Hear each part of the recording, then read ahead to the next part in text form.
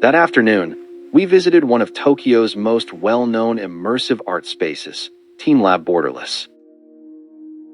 After spending the morning around Sumida River and the cherry blossoms, walking into teamLab almost felt like entering a completely different world. Outside, everything had been soft, natural, and open. Inside, it was darkness, color, sound, and movement.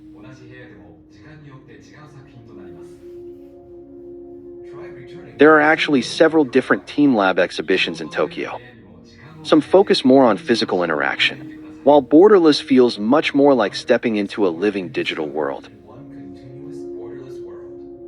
There are no fixed paths, no clear boundaries between rooms, and sometimes it becomes difficult to tell where one space ends and another begins. At first, that feeling was exciting. Lights moved across the walls. Flowers appeared and disappeared around us, and entire rooms seemed to transform every few seconds. Some spaces felt calm and dreamlike. Others felt almost overwhelming. And honestly, that contrast became a big part of the experience itself. At times, it felt peaceful and immersive. At other moments, it felt crowded, noisy, and slightly disorienting.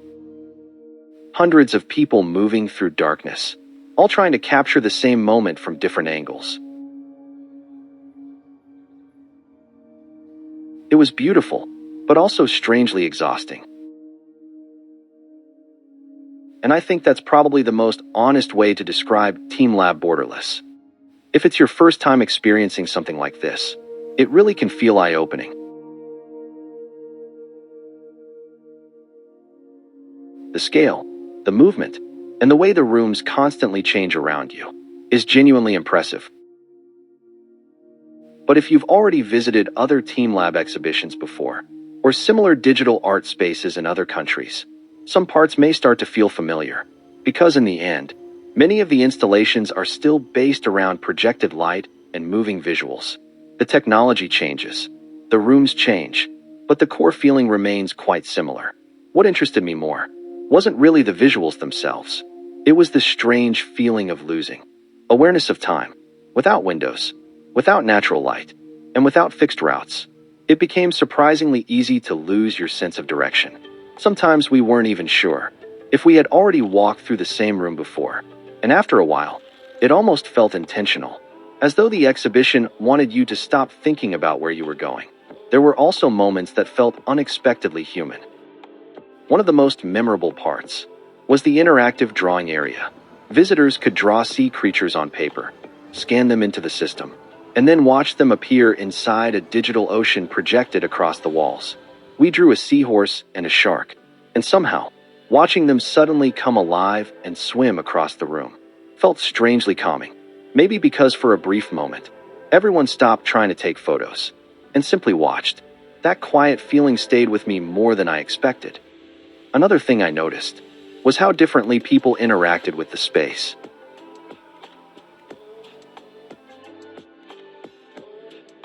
Some people moved slowly and simply observed. Others spent long periods carefully setting up photos. And under the changing lights, people themselves almost became part of the artwork. Some disappeared softly into the colors around them, while others stood sharply against the darkness. The mirrored floors added to the surreal feeling. At certain moments, the reflections made the rooms feel endless, as though the space continued far beneath your feet. And because there are so few places to sit down, you end up walking much more than expected. So after 2 or 3 hours, the experience becomes surprisingly physical as well. Eventually, we started slowing down. Instead of trying to see every room, we simply stayed longer in the spaces that felt calmer. And honestly, that made the experience much better.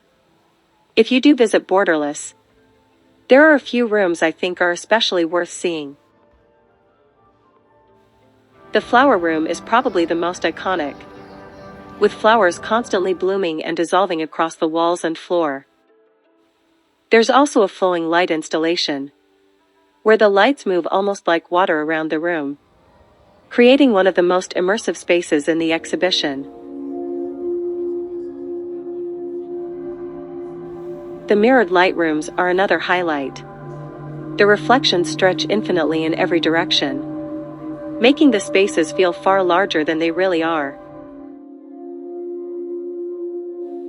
And finally, the interactive ocean area. Not because it's the most visually impressive, but because it creates one of the most personal moments in the entire exhibition.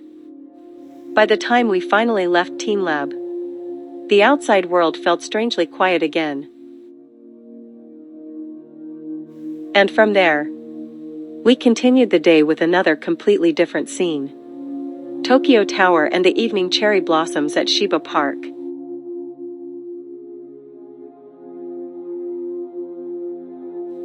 From spring flowers in the morning, to digital worlds in the afternoon, and night sakura beneath Tokyo Tower in the evening, it became one of the fullest days of the trip.